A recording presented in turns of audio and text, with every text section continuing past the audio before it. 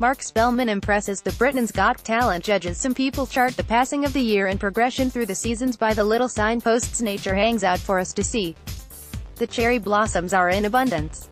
It's spring, blackberries darkened and hanging heavy on their bushes. Autumn has arrived. I'm afraid my own awareness of the changing seasons is, at times, less based on examining Mother Nature's bounty and more on the weekly TV guide. For me, my calendar is marked out by reoccurring TV series.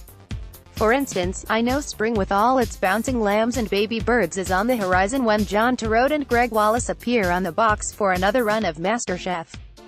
It's undoubtedly time to put away the sunscreen and sun hats when The Apprentice kicks off in the corner of our living rooms, hosted, as ever, by Sir Alan Sugar, the human equivalent of a conker. They both appear at the end of September and are equally hard and unyielding.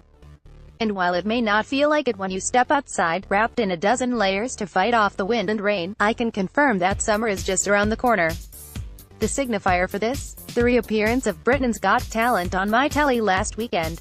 Now, I have no shame in confessing that I'm a total sap and have been known to cry at the drop of a hat. Even the mere sight of those cute puppies in that toilet roll commercial have caused my tear ducts to spring into action. So, I knew when I sat down with the kids to watch the show that I'd need to keep the tissues handy. I had no expectations of emerging dry-eyed by the end of the first episode, and boy, was I right to keep my hopes in check. There was the stunning performance of 10-year-old Callum Courtney, who gave us a flawless rendition of Michael Jackson's Who's Loving You and then promptly broke down on the stage.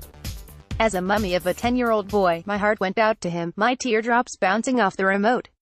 And who guessed we'd all be in floods at a magic act? Marc Spellman carried out a jaw-dropping series of tricks, explained that for him true magic was his wife overcoming cancer and his 2-year-old daughter being born after they endured IVF. I could barely see the TV through the tears by the time his act was over. And the most amazing, spellbinding magic he performed, squeezing emotion out of Simon Cowell. Even TV's Mr. Nasty was moved by this man and his backstory. I have absolutely no idea how the magician can follow that performance, but I hope it's the start of a stellar career. He wouldn't be the first to find fame thanks to talent competition. Stars like Lenny Henry, Victoria Wood, Little Mix and One Direction have all trod that well-worn path. Even Beyoncé attempted to launch her singing career on one of these shows, Star Search, in America back in 1993. She and her pals were just 12 years old when they appeared as Girls' Time.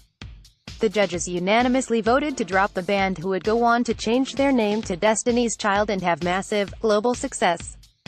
I can only assume that when those judges watch Beyoncé now, one of the world's biggest pop stars, they must cringe a little at letting her slip through their fingers. I know lots of people aren't keen on these shows, my husband included. He doesn't like watching the hopes of people being raised and quickly dashed, all at the whim of someone with a big red button and in the name of entertainment. I get that, I really do.